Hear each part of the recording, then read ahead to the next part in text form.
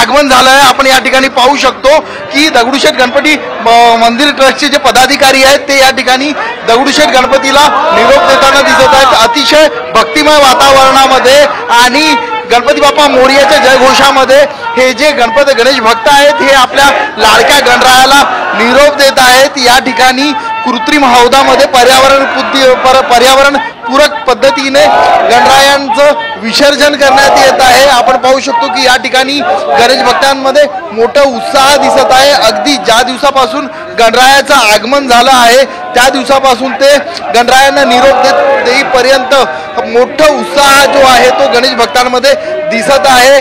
या ठिकाणी गणपती बाप्पा मोरया, पुढच्या वर्षी लवकर या असं जयघोष हे गणेश भक्त करत आहेत आणि अतिशय भक्तिमय वातावरणामध्ये जे गणेश भक्त आहेत ते आपल्या लाडक्या दगडूशेठ गणरायाला निरोप देत आहेत।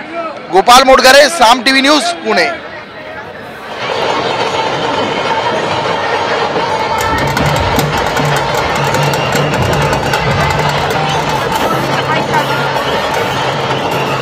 आपण दृश्य बघतोय पुण्यातून